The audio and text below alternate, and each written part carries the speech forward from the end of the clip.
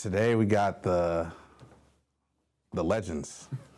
Got Elton James, Superman, several other just, blockbuster films. Lighting programmer, one of the best in the world. I appreciate you being here. And of course, we got the legendary Scott Barnes. We can talk about F1, but what I want to talk about is Soul Plane. Yeah, I knew that would get you. So, Wow. Growing up, that movie was out when I was already grown, but growing up, I'm from Ohio. I spent a lot of time at my grandparents' house, and I come from the era of watching whatever it is that they're watching. I don't have the option to watch what I want. So I kind of grew up on movies like Boys in the Hood, New Jack City, things like that. And then, of course, you have another cult classic, which would be Soul Plane.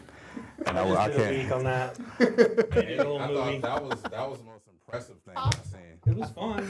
It was impressive. It's Kevin Hart's big movie. Yeah. It was, it was what it was. A lot of people in there, but it is a cult classic. And and yeah, I don't know. I think we filmed Big Boy that day. I think he was there. That's on set. Nice. Big memories. That was years ago, man. Holy Yeah. cow. Dug deep in your IMDb history for that That one. is crazy. Yep. Well, before we dive into the specifics or the technicalities of what a lighting control programmer is, I want to start by just asking you two, why do you like to make movies? Why do you love movies? So, I am a very visual learner, and I've always had a passion for storytelling and narrative storytelling specifically. Although I studied music in college, I was heavily involved in the theater department, and when I was in high school, I was heavily involved with theater.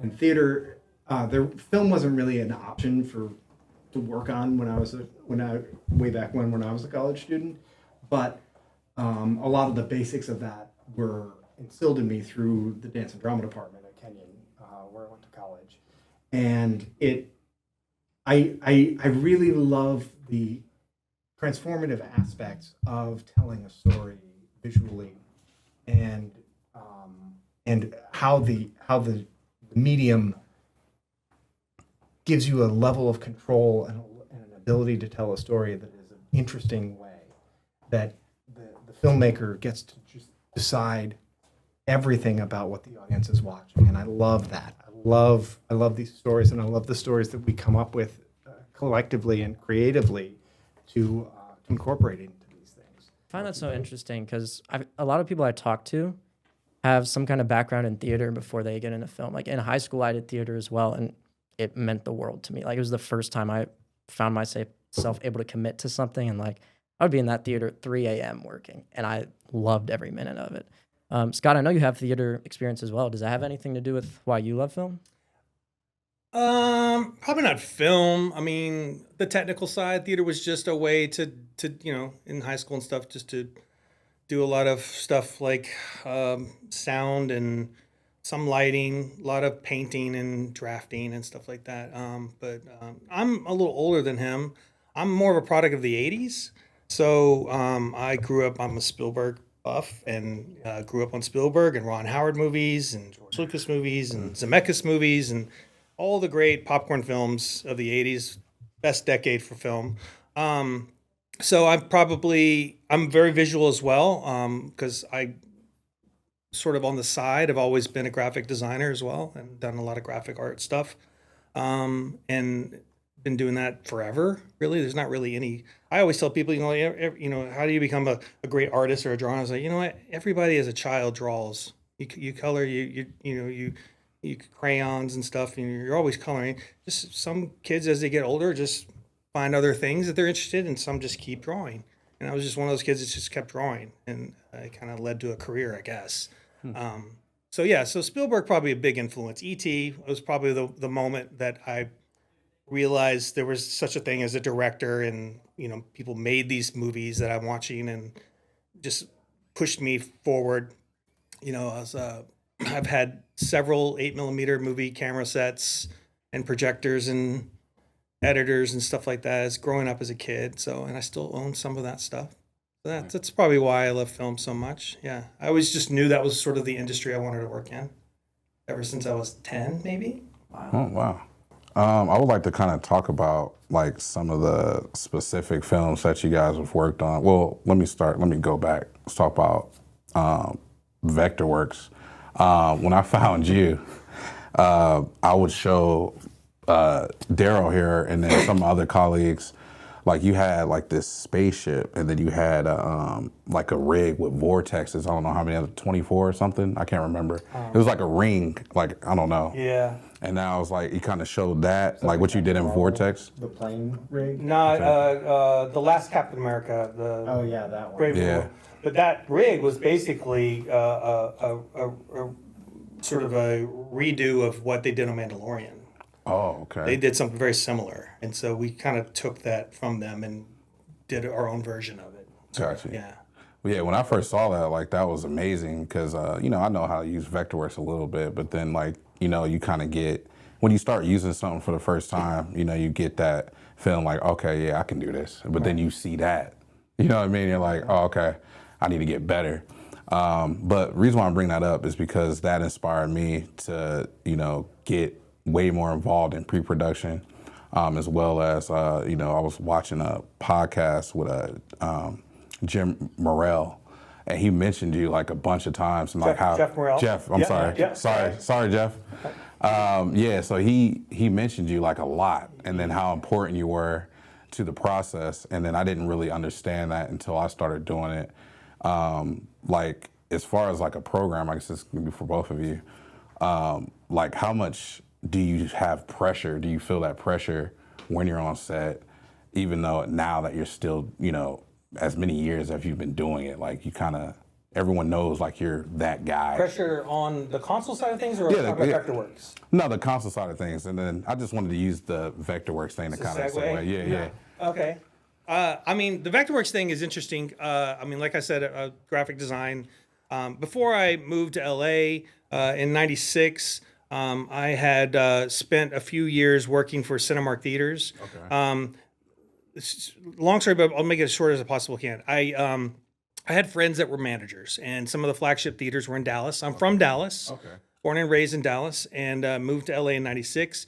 But during my time in Dallas, I met some friends that worked for Cinemark as managers and stuff. And we lived in the same apartment and stuff. And one of them knew my artistic background and asked me to do some murals for upcoming summer movies. So I painted murals on these big mirrors in the lobby. Well, the owner of Cinemark, CEO and owner Leroy Mitchell, got wind of this, and because he was doing an article for Forbes magazine, and those paintings made it into Forbes magazine because he took pictures in front of him. And he tracked me down and found out who I was, invited me to come work for the company.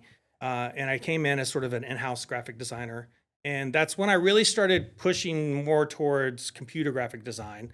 And the design department got wind of me, and they sort of corralled me into their department, started working on theater designs, exterior facades, signage designs, all kinds of stuff I did for them just for a couple of years or so. And then my love for film just kind of made me want to go back to LA. And I was just kind of like, I got to get to LA. I didn't see myself working for Cinemark the rest of my life. It was a great experience, and it opened some doors for me.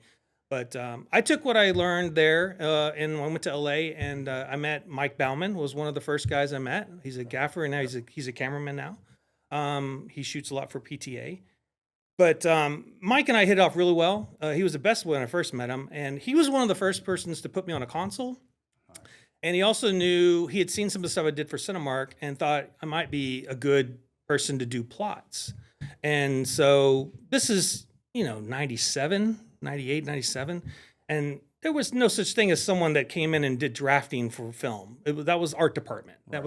That was not someone in the lighting department.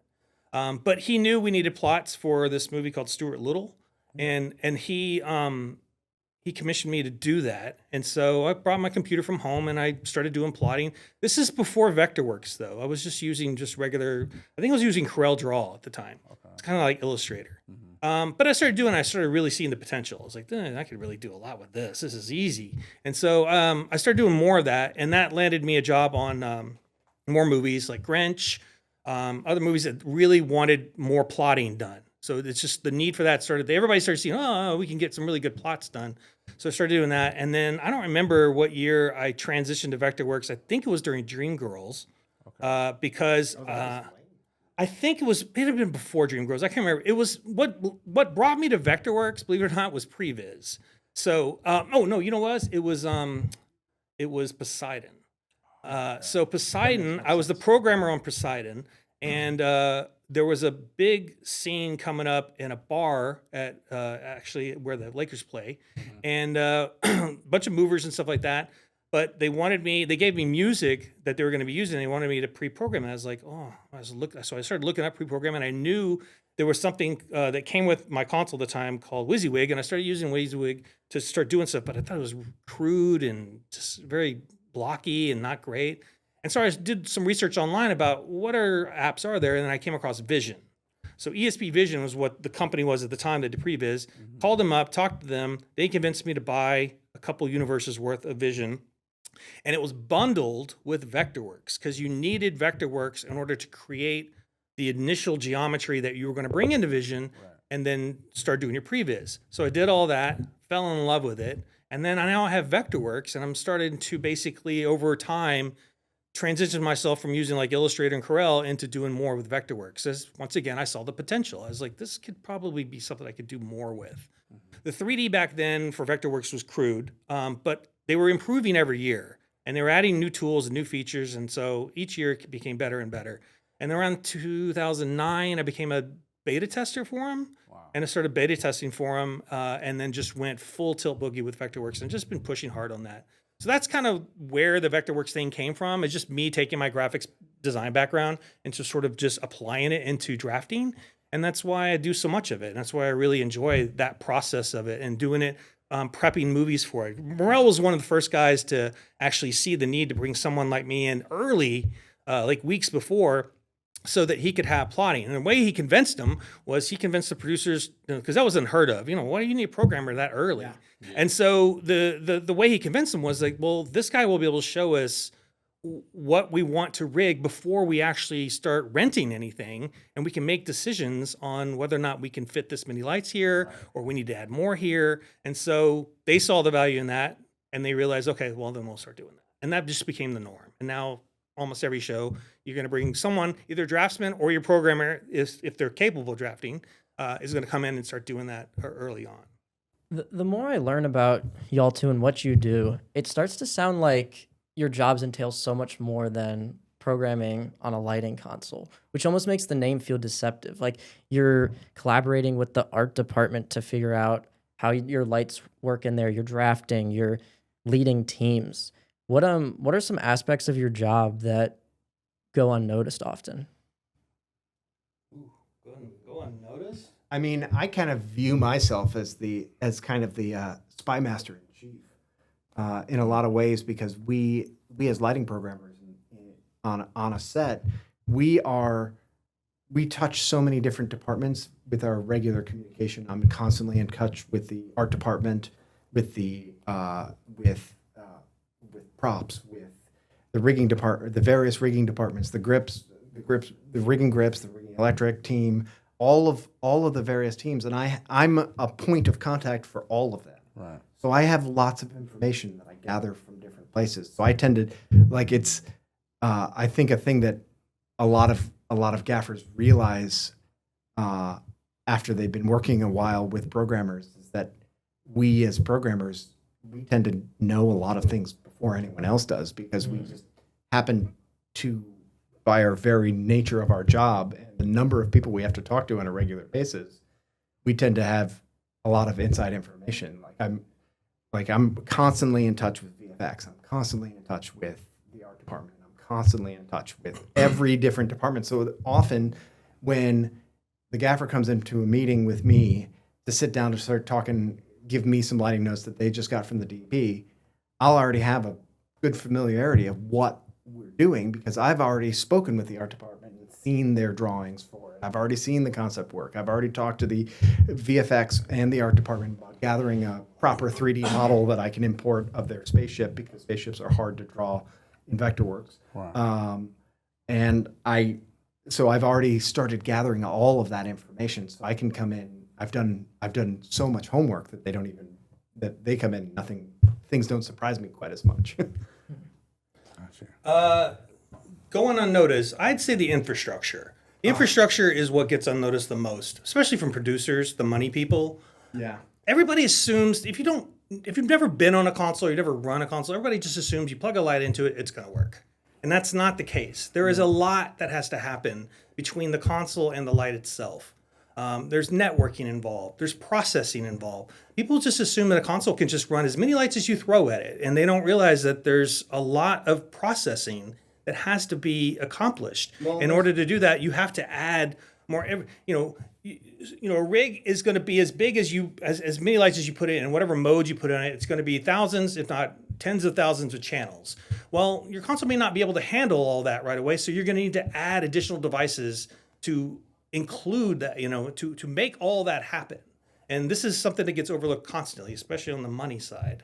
And there'll be cases of some sort of particular light that has tons of pixels in it, and for whatever reason they were able to sell production or the art director or somebody on, oh yeah, we got to use this thing. Let's use this. Look how much stuff we can do with this stuff. And then they'll throw it in our lap and it'll be like, okay, yeah, that's great. And they're like, yeah, and it's only $200 a week. I go, yeah, but now I have to add another $500 a week in processing in order to make it work. And they're like, what do you want? And we have to carry it with us every day so that you can carry it on the truck. So all that happens, and not just in gear, but also in manpower. That happens between the console and the light itself. There's just a ton there that just goes unnoticed. Well, nobody sees, and you're not supposed to see it. That's not something you're supposed to know about. And like one of the progressions that's happened in the last 10 years in the course of our careers is every light is a computer now. Every single light is a computer, and an individual human being has to go to each and every light and touch that computer and set that computer up to work within our network of stuff. So they have to set modes, they have to set addresses, they have to set, in some cases, IP addresses. And we have to come up with a schema that's going to work for our network, that's going to work. There's the infrastructure thing is such a key aspect, but it's also just the way in which we organize that infrastructure is a unique thing that I think a lot of people don't realize about programmers. And a lot has to happen, and there's a lot of people involved that have to make that work. Look, I mean, you hire a lighting console programmer, they're not doing their job if they're not at the console. So if they have to go and troubleshoot and do stuff and make things work like that, that's not right. That person should be at their desk. They never should leave the console. There should be a tech crew, a qualified networking tech crew, or DMX tech, whatever you want to call them, that handles all that stuff. And now it's everywhere. When I first started, it was just dimmers. It was just, there's a console and a dimmer. And another thing, there's like a big distinction between, over the years, it's gotten way better now, but there was a big distinction between what a dimmer board operator is and a lighting programmer. Okay, so a dimmer board operator is someone that's just going to come in and move some sliders up and down. That's it. There's not really going to be any programming involved in it, right? And that's why the term lighting programmer is so key, because you literally are programming a light. You turn a console on for the first time. There's no information in that show, right? That programmer has to add all that information in. They have to add in the fixtures. They have to add in the patch. They have to set up the console in a way that they can program it the right way and make the lights do what they want to do. It's definitely not a plug and play. And for that reason, lighting programmer is a very, very important term to start using, because it was not something that was used early on. It was dimmer board operator. There's still people that use that. Oh yeah. And it's wrong. There's still a lot of confusion on in the time I've been in the industry, our title has officially changed in the contract 4 times. That's crazy. Most recently, we dropped the console from our title used to be lighting console programmers. Right. And we dropped the console from it because we aren't just programming from a console. Our desks are one of the tools we use to program from, but there are media servers, there are other apps. There are other apps and other systems that you use that require the same level of specific technical knowledge that is programming, that is more than just simply moving sliders up and down. And a lot of knowing a lot of the systems, those skills are still there. Whether you're using Blackout or you're using Grandame 3 or you're using Hog or you're using a Hog system, all of them, you still have to know the back end section. It doesn't matter what the final console that's actually controlling it is. you still need to know addressing. You still need to know basic networking. You need to know all of the there's so many other things that doesn't matter what the console is. Just so much infrastructure that is a major portion of it. Yeah, all of that is so fascinating. And it brings to mind a thought of on the sets that y'all have been on where you feel like you're most set up for success, what things are true on those as opposed to the ones where maybe you're a bit overlooked or you're assumed to be a more simplified department than you are and there's something overlooked? Like what is the difference of a good set versus a bad set for y'all specifically? Set as far as the rig, or As far as I guess support goes, so like whether that be from producers, whether that be from whoever your direct reports are, like what things are they putting in place that make you all able to be successful and do your best work and enjoy it versus times when maybe they've done things that have put y'all in a position to have extra headaches, we'll call it. well, I mean, There's certain red flags that we always can point to. the headaches, though, actually, it's a domino effect because eventually production's going to feel those headaches too when we don't get the kind of support we do need. I mean, time is money on set. Right. It's like they want things to happen quick. And so, waiting for anybody, you just, the spotlight's on you. Camera goes down. Oh, no, the spotlight's on camera department now, right?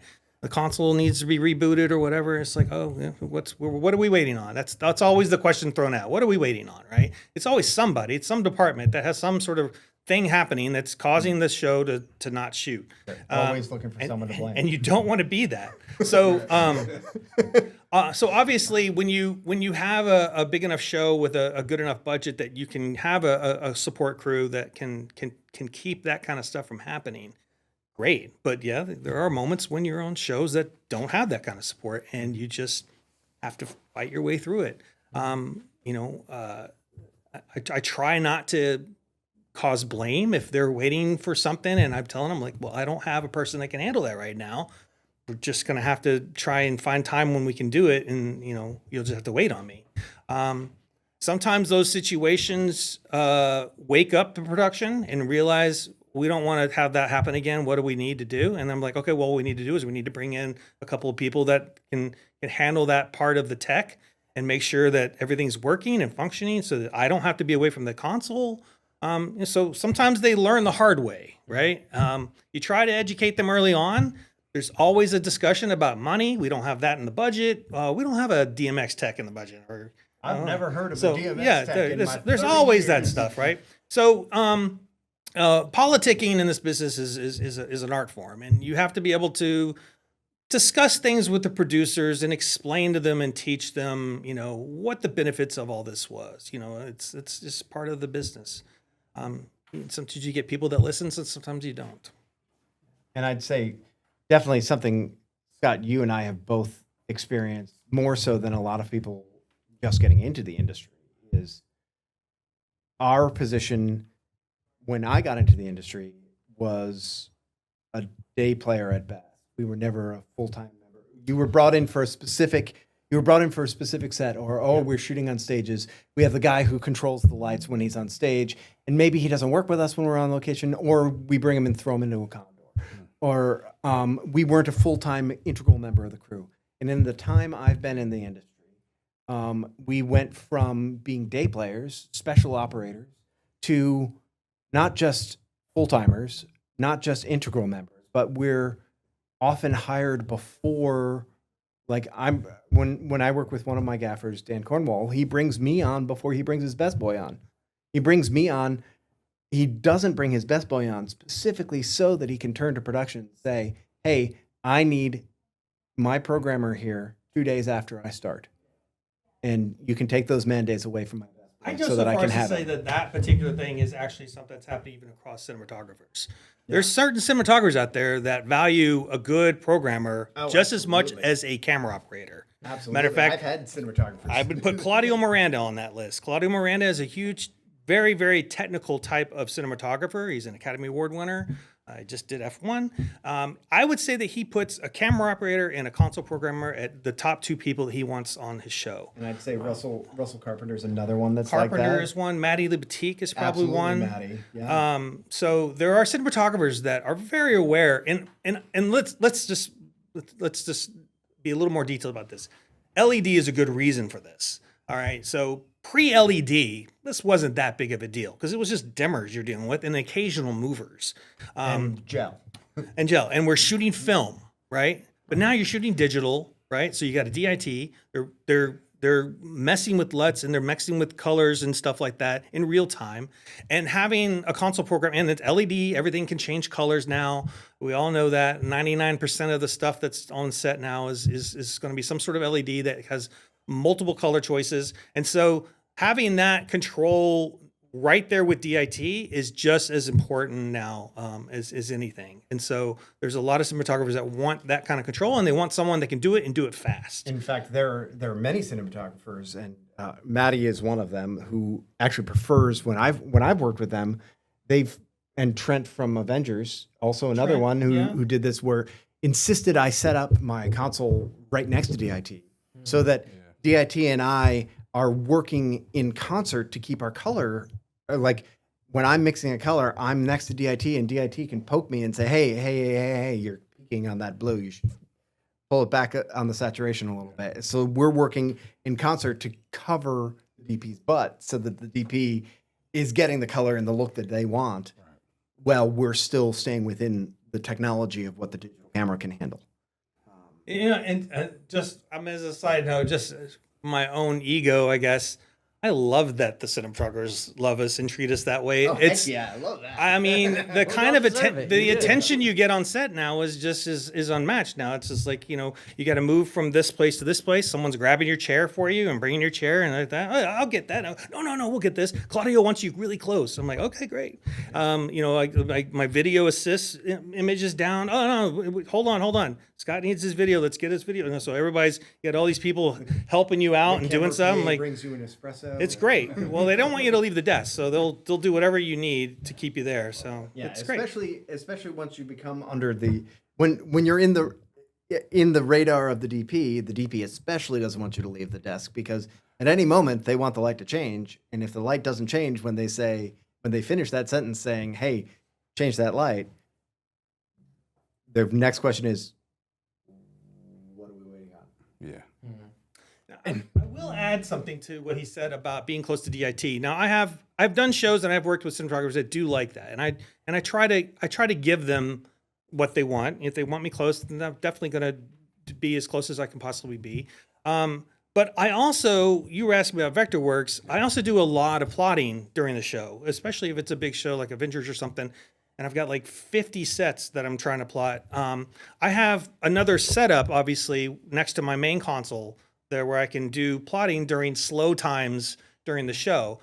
So when it's really slow, I try to focus my attention towards prepping and plotting upcoming sets because, and it's not that no one can do that out. I mean, there are qualified people that I can hand off stuff like that to and let them deal with it. But I do like to have control over what I'm plotting, and I'm right there next to the DP and the gaffer. Right. So all the decisions about what do you want here, what do you want there are right there next to me. I'm on set, so I can get things done. You're already in there. I'm not off production. I'm there with them. So I do a lot of plotting on the side. So my setups are a little bit of a mix and match of I'm either back in a corner somewhere behind a blue screen doing other kinds of work.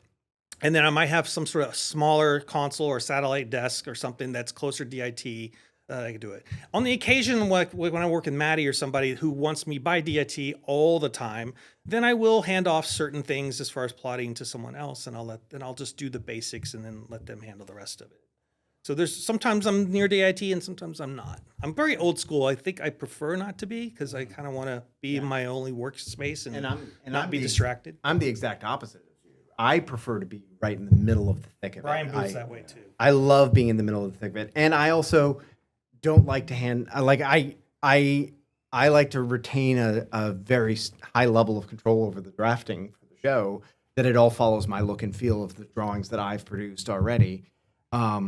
Because for the same reason as you, I'm the guy who's got the gaffer's ear, who's listening, who's talking to him all the time in the DP's ear. And if there's a question that comes up, I'm the one that can get it answered immediately because I'm right there. So I can immediately change that in the drawing and make sure the prep teams all have that information as quickly as humanly possible. So I'll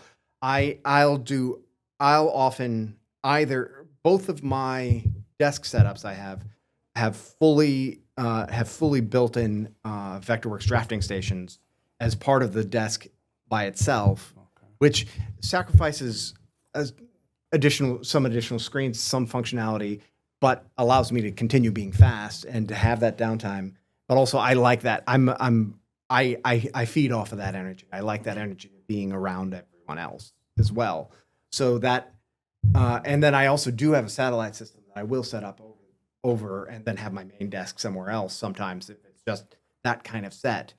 And but I very much prefer to be in the middle of the I like being the guy behind the curtain. yeah.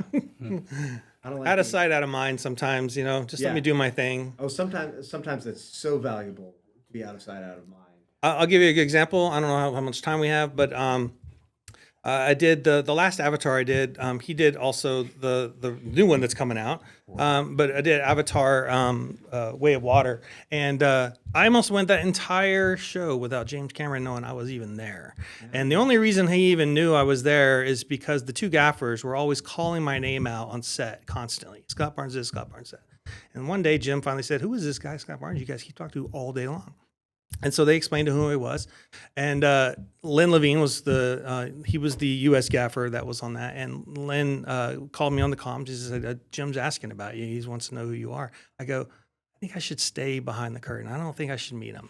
but what happened was that same night, believe it or not, this is just coincidence. Same night, went back to the hotel. Hit the elevator button, the doors open, there's Jim Cameron in the elevator by himself. I get in there and it's just the two of us going up the elevator, and I look over at him, I go, "I'm Scott Barnes." He goes, "You're Scott Barnes. Oh, I've been hearing your name all day long. I didn't know who this guy was." I go, "Yeah, that's it." I go, "This is probably the only time you'll see me."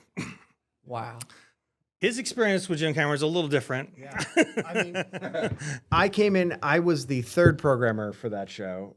Scotty left, And Andy came. and then Andy, this very talented, most Australian programmer, and he for no fault of Andy's own, he wasn't fast enough for Jim compared to Scotty, because he was coming in the guy right after Scotty. Andy came from live events. And he came from live events and rock and roll specifically, and so the film speed and the high stakes of working for James Cameron was not a good match. And so by the time I started, there was a microscope on us.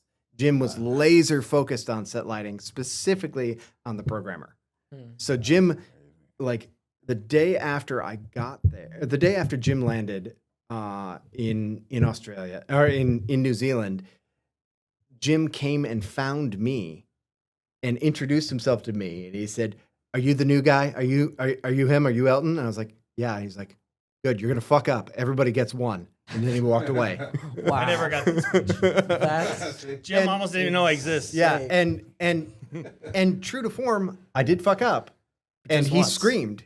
He screamed for 15 minutes. It was a cue where he specifically said, "I need the light to start blinking 1 second after I call action." So I wrote a cue that I would hit on when he says action. It waits 1 second and then it starts the cue going, so that the computer does the 1 second and I'm not even having to count right. or do any of that. Right. So I did that and I hit it, and he thought I was early. And he 15 minutes. "Can't this guy count? Didn't his mom teach him to count? 1,000. How hard is this? How hard? This is awful. This is awful." He's screaming my gosh. screaming over at the camera. Then he comes over to me and starts screaming in my face about it. He's very passionate. And He's a passionate filmmaker. And I sat there, and I had been warned about it. Everybody had warned me how to deal with it, and they said, "Look, he's a silverback gorilla. He will scream at you. Don't throw it back. Don't get mad, or don't shy away. If you made a mistake, own up to it. If not, don't try to give excuses." And I, in my personal way, decided how I would handle it. Is you screaming, he's like, "Didn't your mom teach you to count to 1,000?" And I just took a deep breath and I said, "Jim, I'm so sorry. My mom taught me to count in Mississippi's. I didn't realize you're a 1,000 man. I will never make the mistake." I am That's a so sorry. I will perfect recalibrate. That's not even his best story. If you got a second, hold on. This is a great story. Oh my god. This story's so good that I wasn't even there, and I tell this story. Please do. Tell the Astera color story. Please tell them the phone call, the whole thing. Gosh, this is my favorite.